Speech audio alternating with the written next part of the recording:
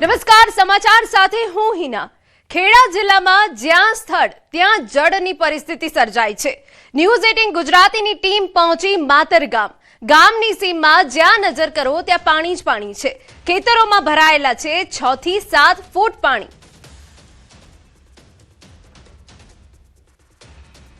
ખેડાના માતરની અંદર 24 કલાકમાં 20 ઇંચ જેટલો વરસાદ પડ્યો હતો અને આ વરસાદના 48 કલાક બાદ અત્યારે સ્થિતિ છે તે જળબંબાકારની છે। અત્યારે ન્યૂઝ 18 ગુજરાતી ટીમ તમને ગ્રાઉન્ડ ઝીરો પર લઈ જઈ રહી છે। અત્યારે હું પહોંચ્યો છું માતર તાલુકાના ભલાડા ગામે। ભલાડા ગામની અંદર જવા માટે મારે ત્યાં ટ્રેક્ટરનો સહારો લેવો પડ્યો છે। જો કે મહત્વની વાત કરવામાં આવે તો વિસ્તારમાં ગામમાં પાણી નથી, પરંતુ ગામનો જે મુખ્ય માર્ગ છે તે માર્ગની અંદર ટ્રેક્ટર ડૂબી જાય તેટલા પાણી ભરાઈ ગયા છે અને તેના કારણે અત્યારે સ્થળ ત્યાં જળની સ્થિતિ અત્યારે જોવા મળે છે। તમે દ્રશ્યો બતાવીશ બીજી બાજુ કે તમે જ્યાં પણ જુઓ ત્યાં આગળ માત્ર પાણી જ પાણી જોવા મળે છે। તમે જે આકાશી દ્રશ્યો જોઈ રહ્યા છો, આકાશના દ્રશ્યોની અંદર આ જે પરિસ્થિતિનું નિર્માણ થયું છે તે નિર્માણ થવા પાછળનું કારણ અહીંયાથી પસાર થતો જે કાંસ છે તે કાંસ છે। કારણ કે આ કાંસની અંદર મોટું ગાબડું પડવાના કારણે આ તમામ જે વિસ્તાર છે તે પાણીમાં ગરકાવ થઈ ગયો છે અને અત્યારે ટ્રેક્ટરનું ટાયર ડૂબી જાય તેટલું પાણી ભરાઈ ગયું છે અને લોકો છે તેને વ્યાપક મુશ્કેલીનો સામનો અત્યારે કરતો અહીંયા આગળ જોવા મળે છે। બીજી બાજુ સીધા દ્રશ્યો બતાવીશ તમને કે તમે જોઈ શકો છો અત્યારે સમગ્ર જે સ્થળ છે તે પાણી જ પાણી જોવા મળી રહ્યું છે। માત્ર જ્યાં જુઓ ત્યાં જાણે આ ખેતરો છે તે દરિયો બનાવતા લાગી રહ્યું છે। આ જે રોડ પર પસાર થઈ રહ્યો છું એ રોડ ઉપર અત્યારે છેલ્લા 4 દિવસથી 6 ફૂટ જેટલું પાણી છે અને આ પાણીના કારણે એના લોકોને વ્યાપક મુશ્કેલી વેઠવાનો વારો આવે છે। ઉમંગ પટેલ, ન્યૂઝ 18 ગુજરાતી, માતર, ખેડા। માતરના ધારાસભ્ય પહોંચ્યા અસરગ્રસ્ત વિસ્તારોમાં। કલ્પેશ પરમાર ટ્રેક્ટર લઈને પહોંચ્યા। પોતે ટ્રેક્ટર ચલાવી વિસ્તારોની મુલાકાત લીધી। ભલાડા, બાલોતરી, દલાલી સહિત ગામડાઓની મુલાકાત લીધી। 20 ઇંચથી વધુ વરસાદ પડવાના કારણે જળબંબાકારની સ્થિતિ છે। ખેડા જિલ્લામાં અવિરત પડેલા વરસાદના કારણે અત્યારે ઠેર ઠેર સ્થિર જળબંબાકારની સ્થિતિ રહી છે। વરસાદ છે તે છેલ્લા 24 કલાકથી બંધ થયો છે, પરંતુ સ્થિતિ હજુ યથાવત છે અને પાણી છે તે જળબંબાકાર। માતાના ધારાસભ્ય કલ્પેશ પરમાર પોતે આ વિસ્તારનો ત્યાગ મેળવવા ટ્રેક્ટર લઈને જઈ રહ્યા છે। તેમની સાથે ન્યૂઝ 18 ગુજરાતીની ટીમ રહી છે। કલ્પેશભાઈ, કેવા પ્રકારની સ્થિતિ થઈ? અત્યારે ટ્રેક્ટર લઈને ફરવાનો વારો આવ્યો છે, આ કારણ શું અને હજુ અત્યારે શું કહી રહ્યા છો? કારણ તો તમને બધાને જગ જાહેર છે કે અતિશય વરસાદ પડવાના કારણે આ વિસ્તારની અંદર નીચો વિસ્તાર હોય એટલે પાણીનું આવરણ વધારે હોય એટલે વરી ગયું। એટલે અત્યારે મારા ઘરથી 500 મીટર દૂર જે ભરાડા કાંસ આવે ને એક મગરોલથી કાંસ બીજો આવે, એ બંને કાંસ ભેરા થયેલા હોય, બીજો એક ડબ્બો સુચિત્રા કાંસ આવે, એ કાંસનું પણ તૂટી ગયું। એના કારણે પાણી આ બધું જ ભરાડામાં આવતું હોય એના કારણે અતિશય પાણી ભરાઈ ગયું છે। અત્યારે મારા ગામની અંદર આ જે મગરોલ ભલાડા રોડ છે તે એની ઉપર 4 થી 5 ફૂટ પાણી ભરાઈ ગયું છે। કલ્પેશભાઈ, અત્યારે તમે ત્યાગ મેળવવા જઈ રહ્યા છો, કેટલા વીઘા જમીન પાણીમાં ગરકાવ હશે? ભલાડાની લગભગ 60 થી 70% જમીન બધી જ પાણીની અંદર હોય અને ડાંગરની રોપણી કરવાની પણ રોપણી થઈ શકે નહીં એવી પરિસ્થિતિ, કારણ કે ખેડૂતોના ધરું પણ બધા બગડી ગયેલા છે।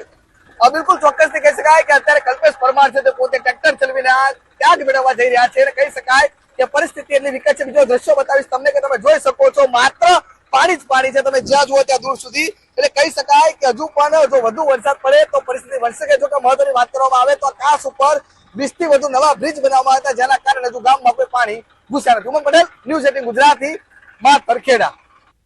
તો અમારા સંવાદદાતા ઉમંગ પટેલ ગ્રાઉન્ડ ઝીરો પર પહોંચ્યા છે।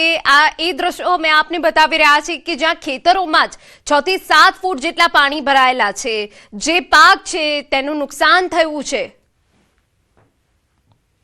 માતરમાં 48 કલાક બાદ પણ જળબંબાકારની સ્થિતિ હજુ યથાવત છે। 20 ઇંચથી વધુ વરસાદ પડ્યો હતો અને વરસાદને આજે બંધ થઈ 48 કલાક જેટલો સમય થઈ ગયો છે, પરંતુ દ્રશ્યો સીધા બતાવીશ તમને કે હજુ પણ જે લોકોના ઘર છે તે પાણીમાં ગરકાવ છે। અત્યારે જે ઉભો છું તે સાયલા ભલાડા રોડ છે।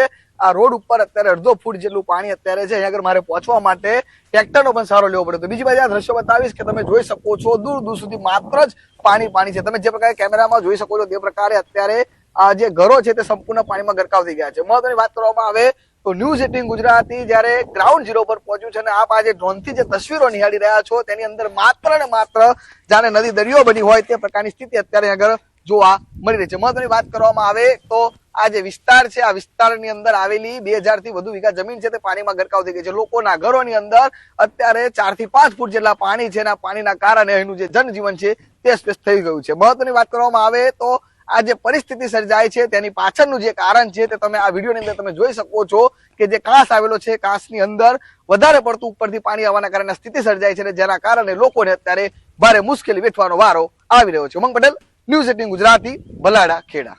ખેડા જિલ્લામાં વરસાદે વ્યાપક પાક નુકસાન કર્યું. વરસાદ બંધ થયાના 48 કલાક પછી પણ પાણી ભરાયેલા છે. માતરના વાલોત્રી ગામમાં ખેતરોમાં જળબંબાકારની સ્થિતિ સર્જાઈ છે. પાણી ભરાવાથી ડાંગરનો પાક સંપૂર્ણ નાશ પામ્યો છે. માતર તાલુકાની 5000 હેક્ટરથી વધુ જમીન પાણીમાં ગરકાવ થઈ છે.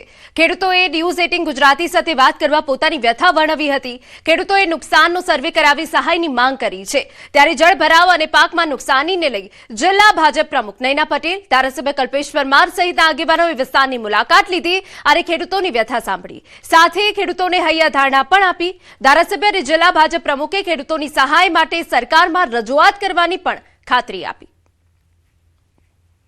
અત્યારે હું જે ઊભો છું તે કોઈ નદી નહીં પરંતુ ખેડા જિલ્લાના માતર તાલુકાના છેવાડાના ગામના ખેતરો છે. પરિસ્થિતિ એટલી વિકટ બની છે કે છેલ્લા 3 દિવસ પહેલા જે વરસાદ પડ્યો હતો, 20 ઇંચથી વધુ વરસાદ, અને આ વરસાદના કારણે અત્યારે જાણે ખેતરોની અંદર નદી વહેતી હોય તે પ્રકારના દ્રશ્યો તમે જોઈ રહ્યા છો. બીજી બાજુ ન્યૂઝ 18 ગુજરાતી ટીમ સતત આ ખેડૂતોનો અવાજ બનતી હોય છે, ત્યારે આજે માતર તાલુકાના ખેડૂતો પાસે પહોંચી છે. સીધી ખેડૂતો સાથે વાત કરીશું. શું નામ તમારું અને કેવા પ્રકારની સ્થિતિ થઈ આગળ? મુન્નાભાઈ મારું નામ. મુન્નાભાઈ, કેવા પ્રકારની પરિસ્થિતિ? ત્યારે 24 કલાક સતત વરસાદ પડવાથી અમારા ખેતરો દરિયામાં ફેરવાઈ ગયા છે. એટલે અત્યારે પાણીની બહુ પુષ્કળ પરિસ્થિતિ છે. રસ્તાઓ ચારોમુખ બંધ થઈ ગયા છે. અન્ય પણ એક ખેડૂતો સાથે વાત કરીશું. શું નામ તમારું અને અત્યારે કેટલું નુકસાન ખેતી નુકસાન કર્યું? કારણ કે નદી ખેતરો દરિયો બન્યો છે. મારું નામ કનુભાઈ છે, મારું ગામ દલોલી. અત્યારે અહીંયા એટલા પુષ્કળ પ્રમાણમાં પાણી આવી રહ્યું છે કે ખેડૂત તમામ આજુબાજુના વાલોત્રી, બામણગામ, હાડેવા, વિરોજા, વસ્તાણા તમામ ગામોના ખેડૂતોનું રોપેલો પાક અને ધરુવાડી આ તમામ નિષ્ફળ થયું છે. એટલે મારે સરકારશ્રીને એક વિનંતી છે કે ખેડૂતોને કોઈ પણ રીતે મદદ કરે એવી અપેક્ષા રાખું છું. અહીં આગળ ડાંગર રોપાઈ જાય છે. ધરુનું બહુ મોટું નુકસાન છે. ડાંગરને એકદમ 24 ઇંચ જેટલો વરસાદ પડ્યો એટલે એકદમ પાણીનો ભરાવો થઈ ગયો. પાણીનો આગળ કોઈ નિકાલ થાય એવો છે નહીં જાજો, અને આગળ નારો ને એવું બધું ભરાઈ ગયું છે. બિલકુલ ચોક્કસથી આ તમામ જે ખેડૂતોની જે જગ્યા છે ત્યાં ન્યૂઝ બધા ડ્રોનથી પણ સર્વે કરવામાં આવ્યો હતો. એની અંદર સ્પષ્ટપણે દેખાઈ રહ્યું છે કે 4000 વીઘાથી વધુ આ જમીનો છે. આ જમીનો સંપૂર્ણ પાણીમાં ગરકાવ થઈ ગઈ છે. વરસાદે બંધ થયા 48 કલાક જેટલો સમય થયો છે, પરંતુ ખેતરો છે તે દરિયા બની રહ્યા છે અને આ પાણી છે તે દિવસ ને દિવસે વધતું રહ્યું છે. કહી શકાય કે સરકાર દ્વારા આ ખેડૂતોને યોગ્ય સર્વે કરી સહાય ચૂકવવામાં આવે તેવી ખેડૂતો માંગ કરી રહ્યા છે. ઉમંગ પટેલ, ન્યૂઝ 18 ગુજરાતી, વાલોત્રી, ખેડા. અત્યારે માતર તાલુકાના આખી વિધાનસભાના બધા જ ગામો પાણી છે. ખેતરો પણ બેટમાં ફેરવાઈ ગયા છે. જે ખેડૂતોને નુકસાન થયું છે એના માટેની ચોક્કસ ધારાસભ્યશ્રી અને અમે બધા રજૂઆત પણ કરીશું. ધોધમાર વરસાદે વિરમગામ પંથકમાં જળબંબાકારની પરિસ્થિતિ સર્જાઈ. હવે વિરામ બાદ પણ કેટલાય સ્થળો બેટમાં ફેરવાયા છે. વિરમગામ માંડલ હાઈવે પર પાણી ભરાયા હતા તેના આકાશી દ્રશ્યો સામે આવ્યા છે.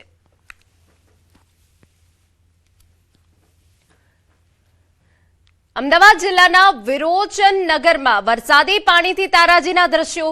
ખેતરોમાં આવેલા અનેક મકાનો પાણીમાં ગરકાવ છે, જેની તસવીરો અમે આપને બતાવી રહ્યા છે. સ્થાનિકો એકમેકને મદદ કરી રહ્યા છે. તંત્રની મદદ ન મળ્યાનો આક્ષેપ છે. ટ્રેક્ટરની મદદથી ગ્રામજનો હાઈવે સુધી પહોંચવા મજબૂર બન્યા. આરોગ્ય કેન્દ્રમાં પણ વરસાદી પાણી ઘૂસતા સેવાઓ પ્રભાવિત થઈ.